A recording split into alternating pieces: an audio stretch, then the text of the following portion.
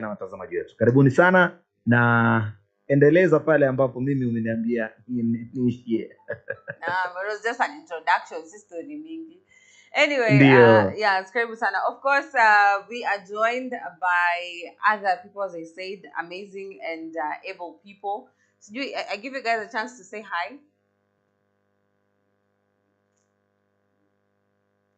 To my viewers there.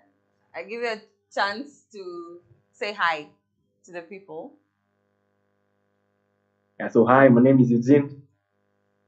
Nivo. Yeah, nimekuwa producer. Yeah, Nivo tu sana. Karibu Eugene. On the other side, we also have Gabriel.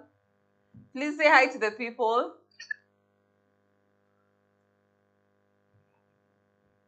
Okay. It's like Gabriel is still trying to handle. Anyway, let's give him time. So I hope that you're feeling fantastic. Now, it's an amazing day in East Africa. It is the, 13th of September, 2023. And I hope that you're feeling fantastic from wherever you are. Of course, kama kawaida, you can be sure to check us out on our platforms. Pale Instagram, as well as YouTube, as well as Facebook. Kenya News Alerts TV. And on the other side, our brothers, Channel 7 News TV. East Africa. My personal handles are at Samara Patience on every single platform: Instagram, Twitter, TikTok, Facebook, Snapchat, Quora, zote kabisa. Anyway, today, as you can see, I am joined by gentlemen, the he's, the hims, the he's and the hims. So basically what we want to understand, or what we want to get from this conversation, is how do men handle it? How do this panel handle it? Because, of course, we are in a different generation and times are evolving kila saa. Vitu zinabadilika. Sometimes we have pressures, we have expectations. Yani kuna vitu mob sana. So without any further introduction to whatever it is that we're going to discuss today, to my people, I just want to ask you, first of all, one question. Is it easy or is it hard to be a man, to be a he in this current era?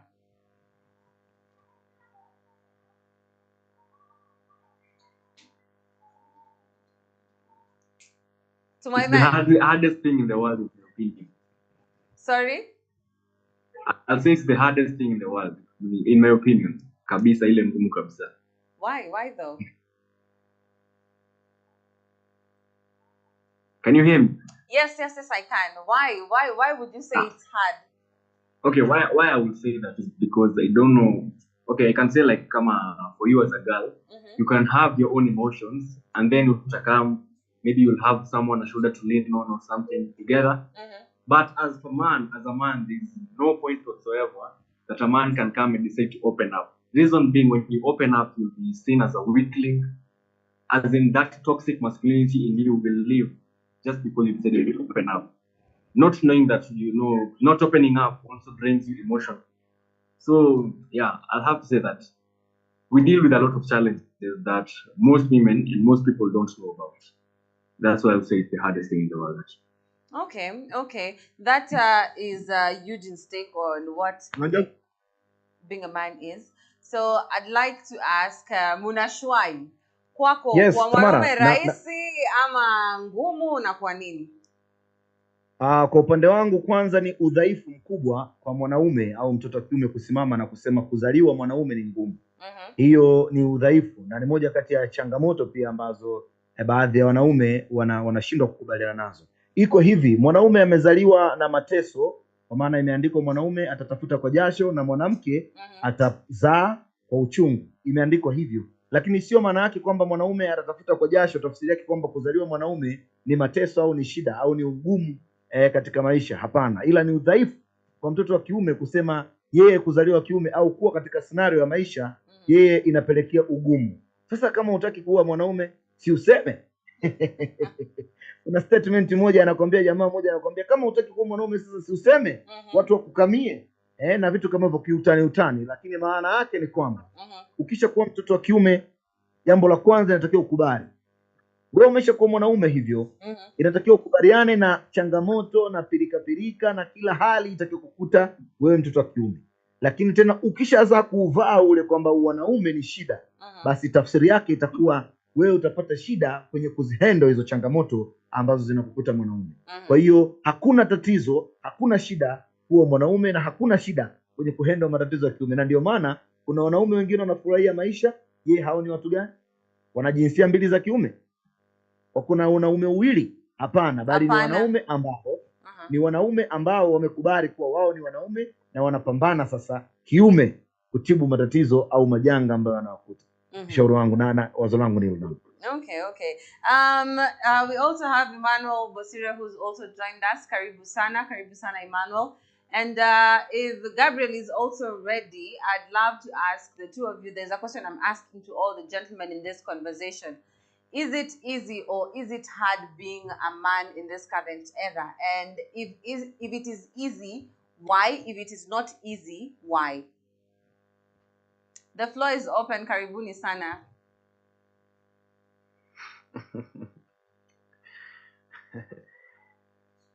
To be a man is to be a man.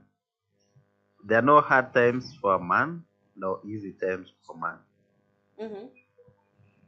Because as men, we are created to be men.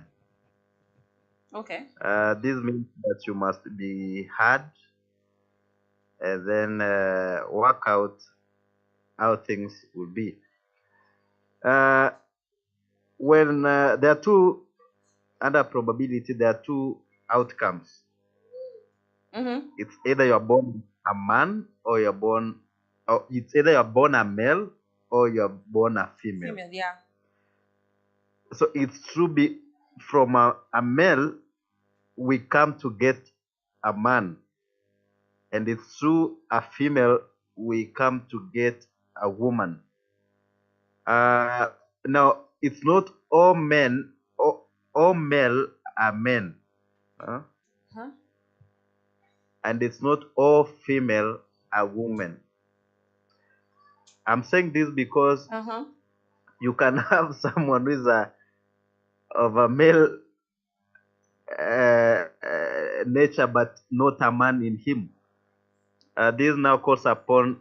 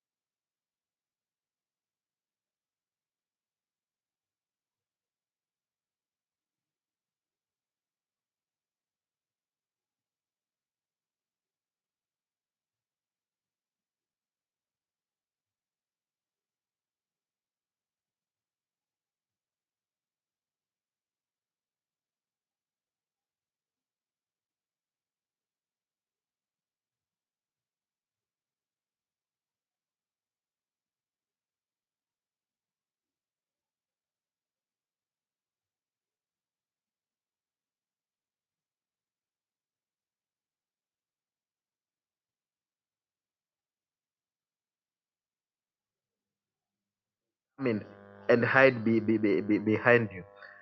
And then when you finally become a man is when you realize that there's more calling in you than just being created a male.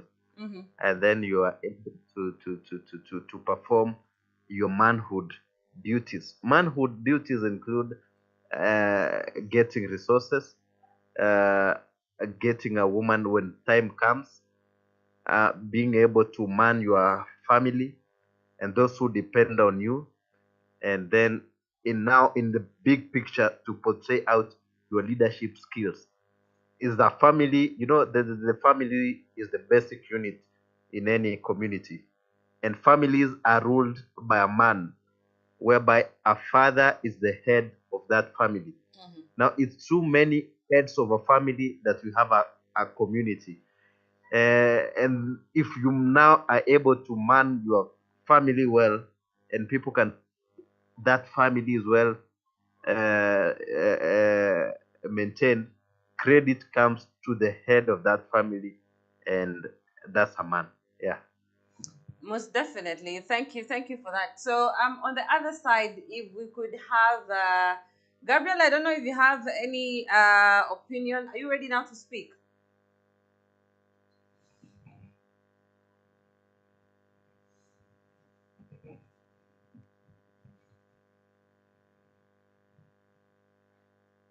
Gabriel? Okay.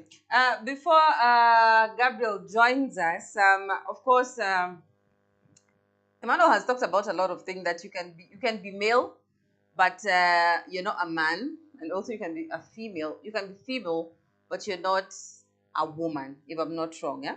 And of course, we all have different ideologies and different explanations to that. But he has given a really clear explanation to that as well. That is as per his side. Now, of course, we want to know, okay, as per the statement in Megada, for example, is that it's not, like, being a man requires a lot more of sacrifice, or it requires a lot more from you guys. The expectations like ziko kibao, and ningetaka sasa kuwauliza. Okay, yeah, we can have Gabriel, you can tell us, is being a man hard or easy? Hope mnanisikia? Uko fiti. Okay, thanks. Being a man, it's a hard thing. Juu maisha bila pesa kwa man, kwa hii era bana ngumu sana. Kwa man lazima utie bidii. Ndio uweze pata pesa, ndio uweze kusukuma hii maisha. Okay. So si rahisi kabisa. There's no side that is easy.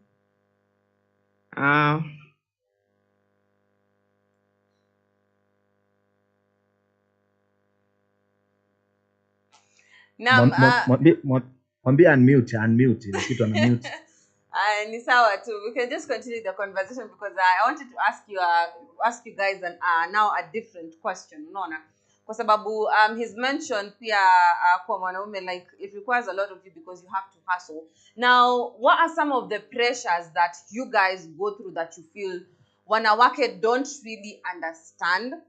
It could be in any way. Like, the pressure gani, like, what kind of pressures do you guys feel as a man? What's the burden? And maybe before we move on to this question. Yes, Mano. Let's for a minute take back and see how man has been treated in the society. Men are not marginalized group, for your information. Okay. The marginalized include children and women in the society. No. In ancient times, even during censuses and whatever, when you're counting people, you only count the number of men. Even into the back times, when Jesus fed the 5,000 people, they only counted the men alone. Men as providers in the society. Everyone look upon you as a man. Women look upon you as a man. Your children look upon you as a man. The government looks upon you as a man. So a man, to say that it's not easy to be a man, to me, I don't take it that it's not easy becoming a man.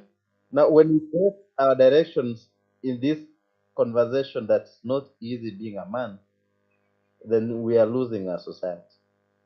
Sure. You lose a man, you lose a community. You need to live up to the standards. Things I had, how do we work them out? If things are hard, you change things, how you perform things. Life is not hard for everyone.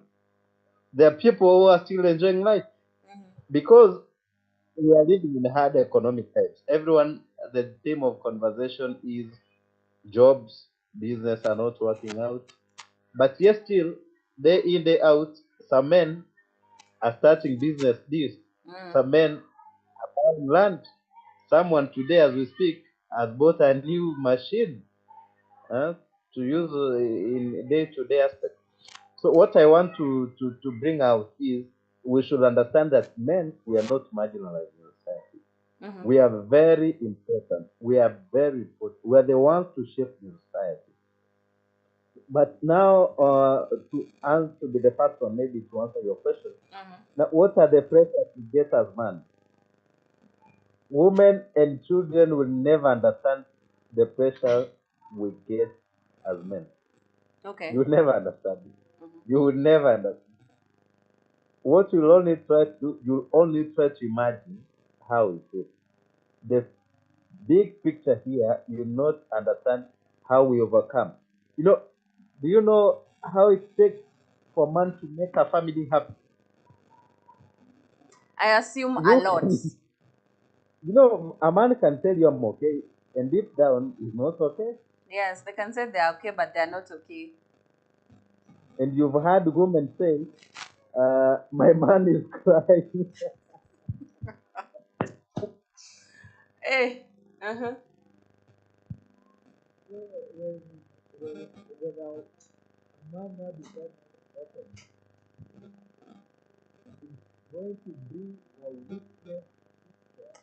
Emmanuel, I think you've blocked your audio.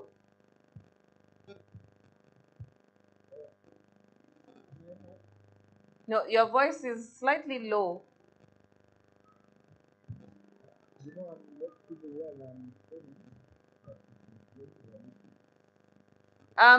Your audio is still...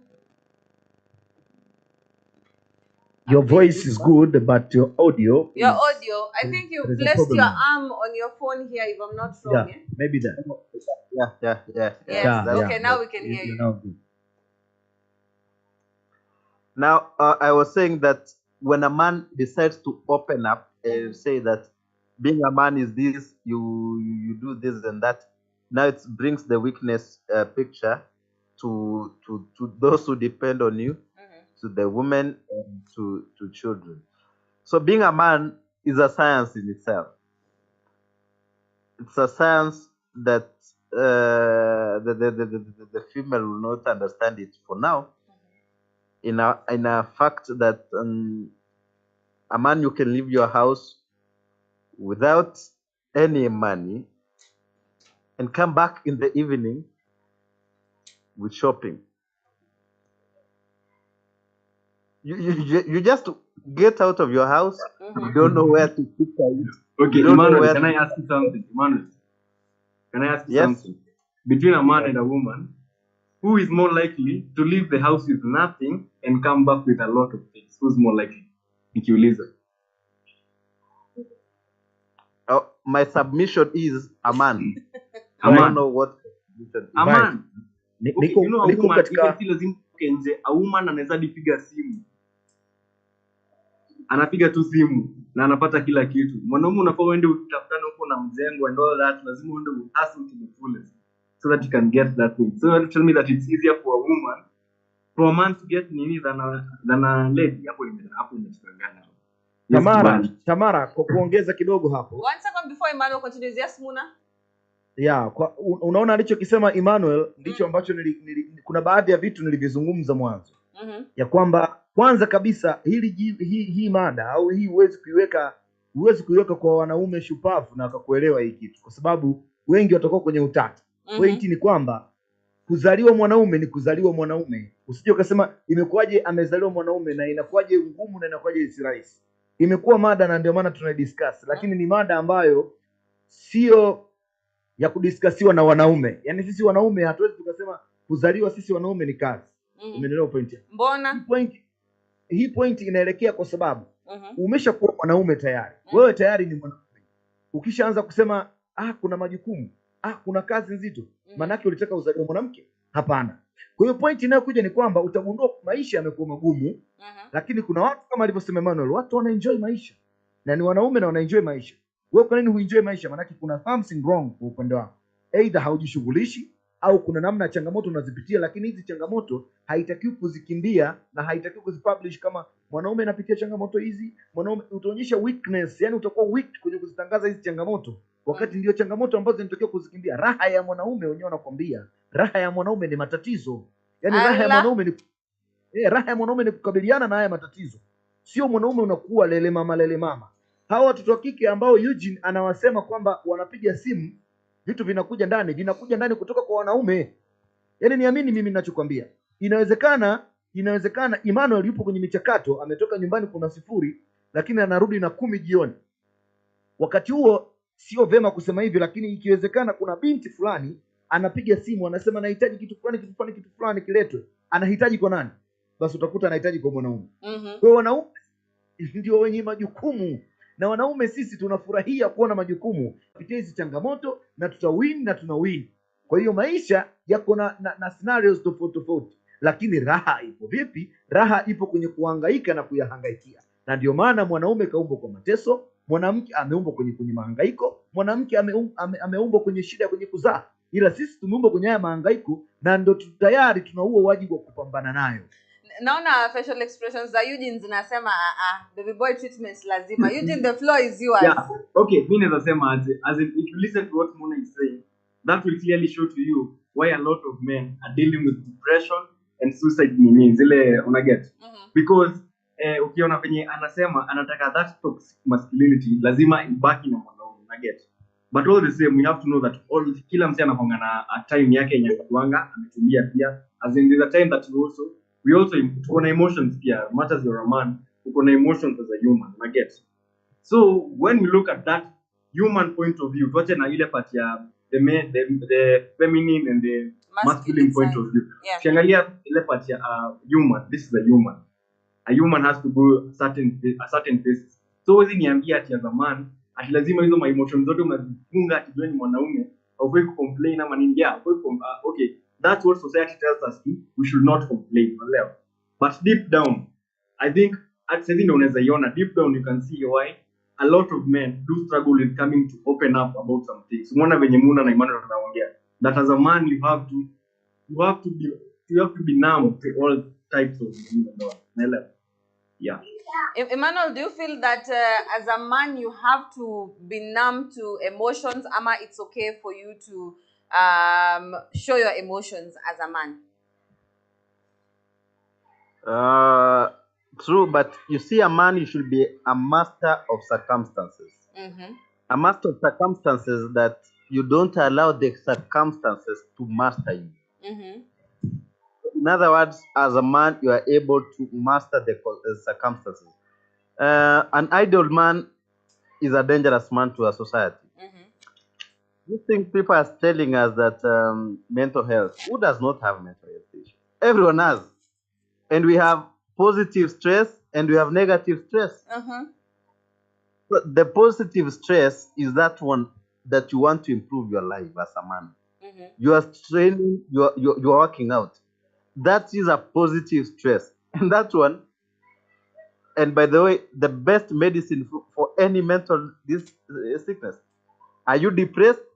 Do a job. Are you depressed? Get busy. Okay, Emmanuel, how do you deal with depression? How do you deal with mental health? How do you deal with it?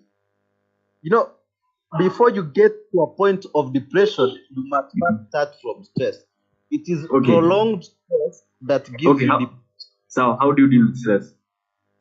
You know, that's a topic of its day, but to just say, to start by how do you deal with stress? How do you deal with stress? No, let him finish first. Get busy. Do something. Do manual work. Huh? That's the best medicine you'll ever have to any stress. Get out, run. Huh? Do exercises. That's the one to. But again, I don't know which stress you are telling me. Is it a positive stress or a negative stress? Emmanuel, what do you mean? Emmanuel, na hapo umuulize kwamba ndani ya nyumba ikitokea stress, nani inatakiwa mbembeleze nani? Allah. Ionekane Yes. mwanamke. Muulize mwanamke tena akae aanze kumbembeleza mume wake asiwe na stress. Mwanaume anaonyesha wanaume upya.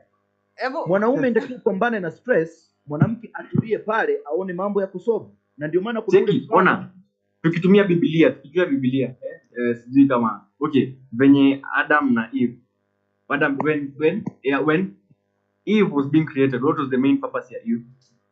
To be a helper. To be a helper, exactly. Yeah. What type of a helper does not help you when you're emotionally betrayed? When you're emotionally distraining?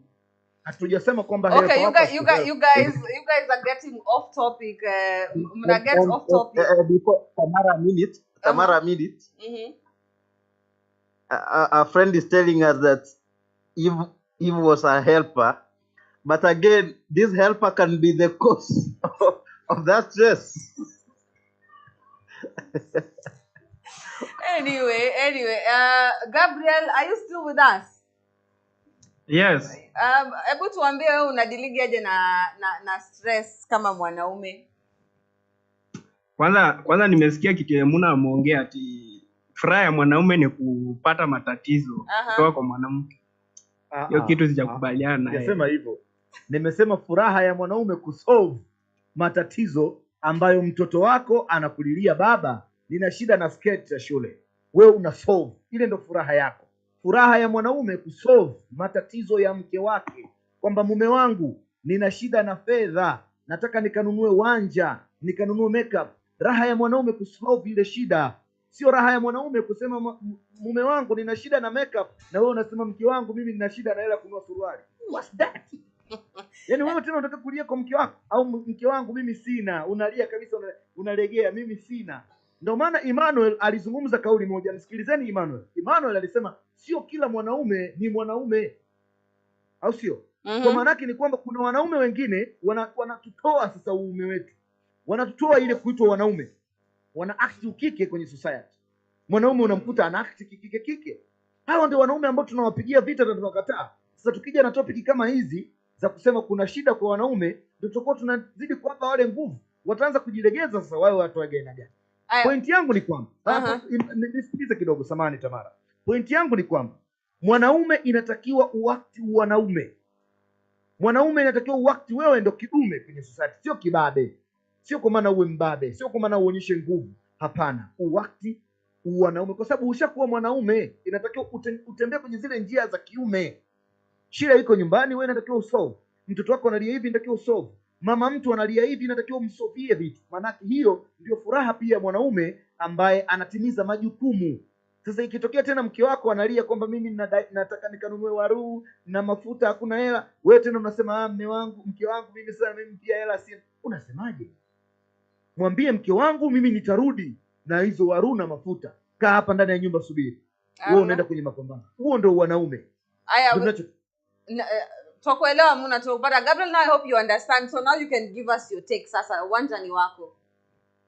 Okay, nimemuelewa. So for me kudina stress, okay, first of all kwanza tuanzie hapa, kuna kitu inaitwa peer pressure.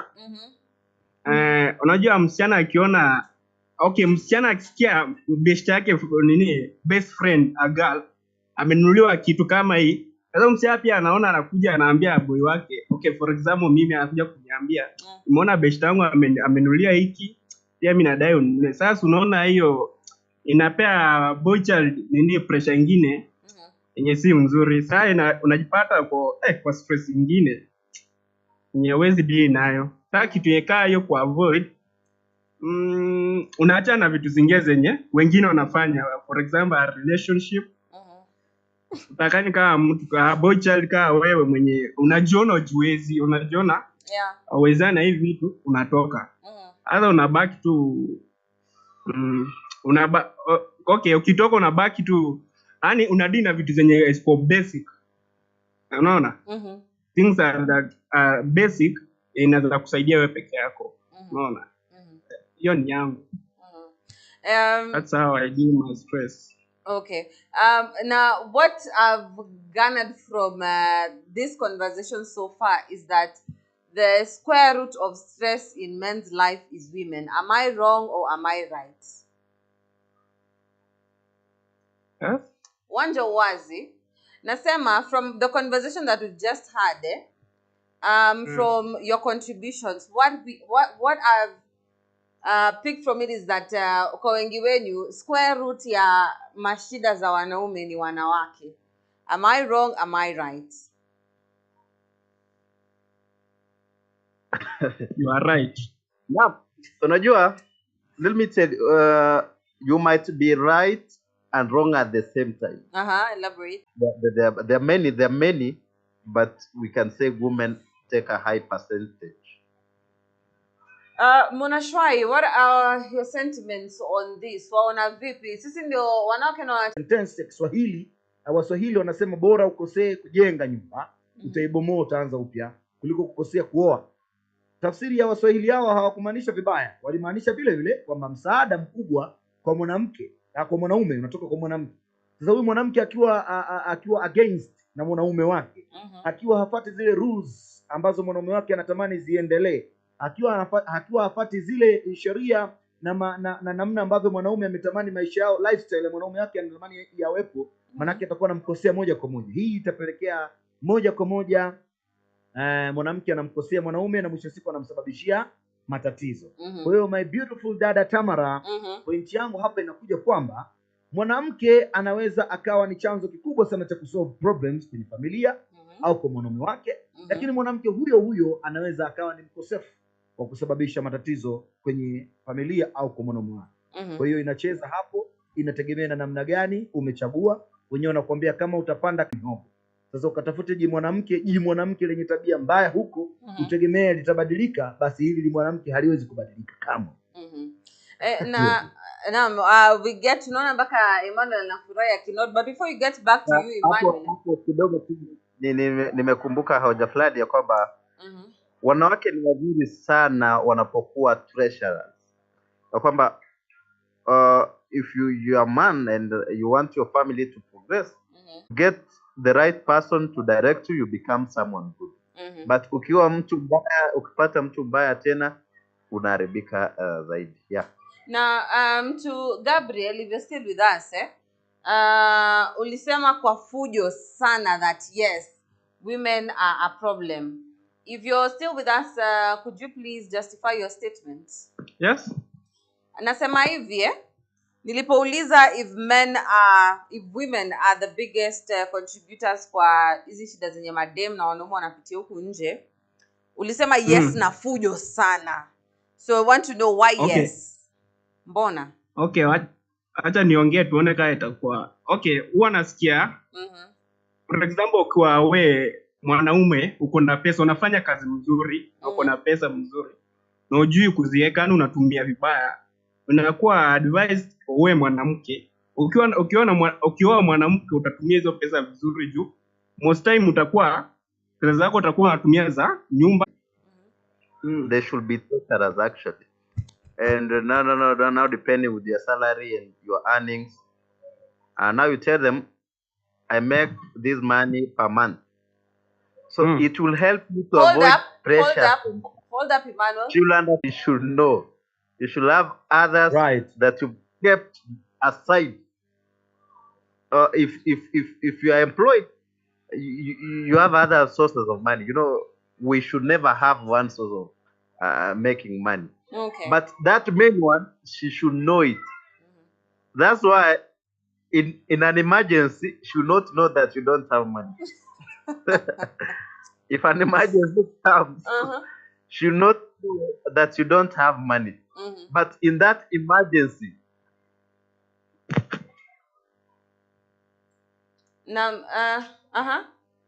to sort out an emergency, that lady will respect you for the rest of your life. She'll say, I have got a man. So that's what I'm saying, that she should know that amount of money and a budget nayo, other means umezikeep secret, zikuja kukusaidia wakati wa emergencies. Yeah, thank you. Okay, but let me just clarify something to all of you. Money is very, very important, but it's not the only thing that keeps a woman.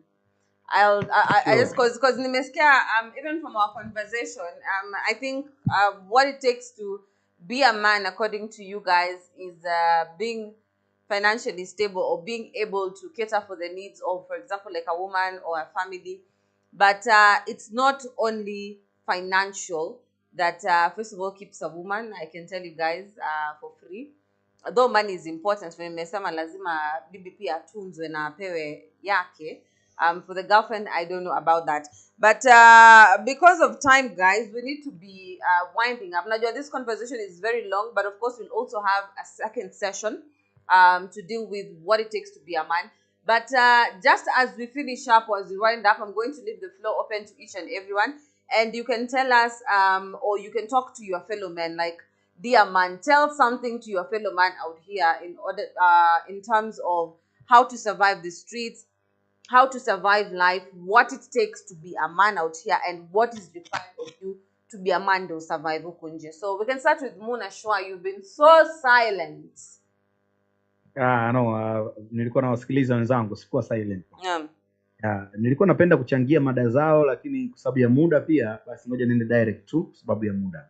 Ila haraka tu kidogo tu nikagusia, mwanamke anapaswa kupewa fedha. Mwanamke anapaswa kupewa fedha, lakini iwe limited fedha ambayo sio limited kwa maana mbaya. Iwe ni fedha ambayo inaendana na matumizi yako na yake. Inaendana na bajeti yako na yake. Hiyo kitu muhimu sana, mwanamke apewe fedha. Na kama tunapata kusikia ile utani kule Nigeria, if you want to have a good wife, give them money. Things for your wife, where you just give her money, give her money, give her money. Those 5 things. Sasa my point here is mwanamke anapaswa kupewa fedha. Lakini kidogo nitaka nipingane kidogo, sio kupingana, bali nitaka kidogo niende tofauti na brother Emmanuel, kwa maana mwanamke hastahili kujua kiwango chako cha fedha ambacho unakitengeneza. Kwa maana akikifahamu kiwango chako cha fedha unachokitengeneza, trust me, hata wewe mwenyewe binafsi, leo hii unaishi kwenye maisha ya chini ya $5 kwa mfano, unaishi kwenye maisha ya kipato cha shilingi 100,000 kwa mfano, kikiongezeka kipato, matumizi yataongezeka, trust me. Matumizi yataongezeka.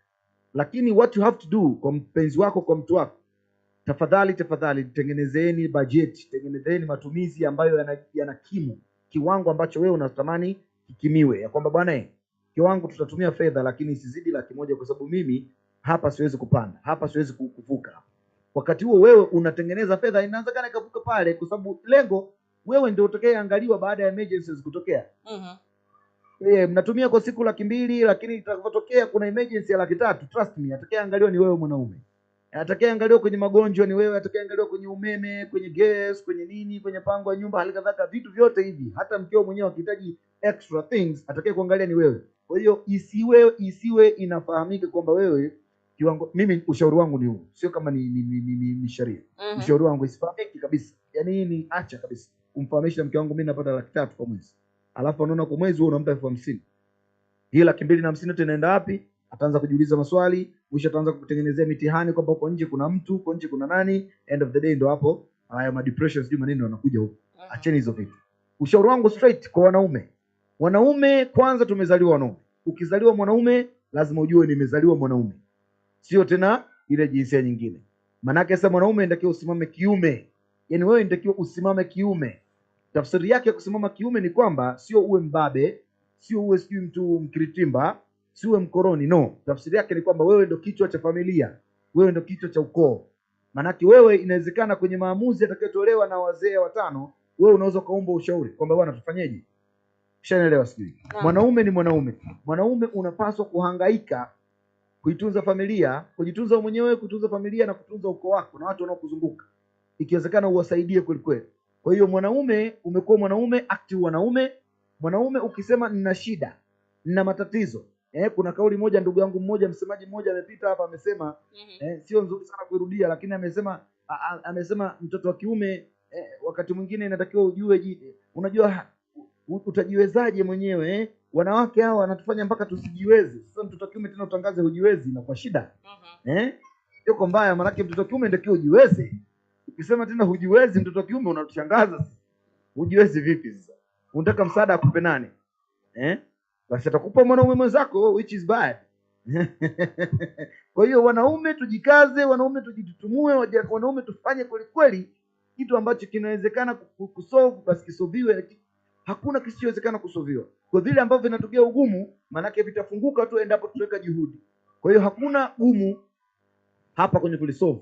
Kwa hiyo moja kwa moja ushauri wangu ni huo, watoto kiume tuamke, watoto kiume tuchangamke. Watoto kiume sisi ndio wakubeba jamii, sisi ndio wakubeba wanawake, watoto. Na kuna kauli aliongea Brazemano, lile neno linanishindwaga sana tangu niko mdogo kwenye masomo yangu ya uraia civics. Ila kuna yale magrupu ambayo watu wategemezi wale wapo, kuna watu tegemezi wale mwanamke, mtoto, sijui watu gani wale marginalized group. Yes, marginalized group. Marginalized. Marginalized. No. Hakuna ni marginalized. Basi sitaki tena kulifundisha hilo, lakini nishaeleweka. Na malizia. Kwa hiyo wale sio sisi, lile grupu sisi hatupo. Kwa hiyo sisi lazima tujue maana kwa nini hatupo kwenye ile grupu. Producer, naomba unawasha kamera hapa imezima. Sisi kwa nini hatupo kwenye lile grupu? Manake sisi hatupo kwenye lile grupu, na huyu inatakiwa ajue, mwanaume huyu akiwa pia producer wangu amekimbia kule live, amekuja hapa na namwambia hapa. Kwa hiyo inatakiwa ajue huyu producer kwamba sisi hatupo kwenye lile grupu. Sisi tupo kwenye grupu, sisi tupo kivyetu. Tusimame kivyetu, tupambane. Tafadhali niisha. Kaka Emmanuel, I need to stop calling you Kaka Emmanuel. Ni Mswahili wetu anatufanya tunakuita hapa kaka. Emmanuel Bosire, your final sentiments and advice to the male or the man out here. Next time in such debates, give us time. Ni sawa. Thank you. 30 minutes. Ingekuwa ni wanawake, you want to take 2 hours explaining jinsi wanaume wamewatesa. We'll have a part 2. And let's have much time to explain. Okay. I was teaching my brother Gabriel on how to become a man. And my brother, I was telling him how to become a man, and you limited me to time. So to finish up, I want to say that being a man, you are a man not by accident, but because you are to be a man. Rise up, wake up, jikakamue, be a man at the end of the time. Yes. Don't be brought down to feminism. Mambo, wasichana wanatoka kuambia, let's talk on behalf of a man. A man amesumbuliwa wapi? We should live up becoming a man. So the last statement is a mom who does not know how to make money is a mere child. Hiyo ndio namalizia. Wow, okay. And now the discussion could have gone on, but yes. Those are Emmanuel's sentiments. So if we could have Gabriel atupatie his message to the boy child out here. Okay. Wacha nianze na hizo nini za Muna, hiyo nini ati mwanamke atakana ajue mshahara wako. Hiyo baliani nayo. Ajue. Mwanamke atakana ajue mshahara wako, pesa unazolipwa. Juu huwa nasikia ajue au asijue. Atakana asijue. Na mimi nilikuwa upande huo. Mimi sijasema mwanamke Okay. Kwangu mwanamke atakani kujua pesa unazopata, kwa sababu mwanamke okay, kuanzia hapa mwanamke huwa anasema ati pesa mshahara anazopata ni zake, lakini pesa mwanamume anazopata ni zetu zote. Sasa natakana usimwambie, kama unamwambia mdanganye, unaona? Lakini unajua ukimwambia mtatumia hizo pesa ziishe, na wewe mwanamume utaumia, mwanamke atabaki na hizo pesa na atakuwa raha. Okay, for advice kwa wanaume tujitume, work hard. Juu maisha si boy child naumia sana. Work hard na tukue smart. Hivyo tu. Yeah. Most definitely. Those are the final sentiments. Mr. Producer, if you could add me a few more minutes, I just have a question to the men. Final question in regards to what is happening right now. Just before I wind up. My question is, we've seen the rate of men who are using drugs. This is as per a recent report by Nakada. We were having that conversation that most people who are using drugs in Kenya men, and majority of the people who actually say they're using drugs in order to cope with stress and anxiety. And that is why we were even having this conversation today of what it takes to be a man. Because according to the numbers, around about 400,000 people are men who are using both these are two drugs, alcohol, bang, miraa, and all that.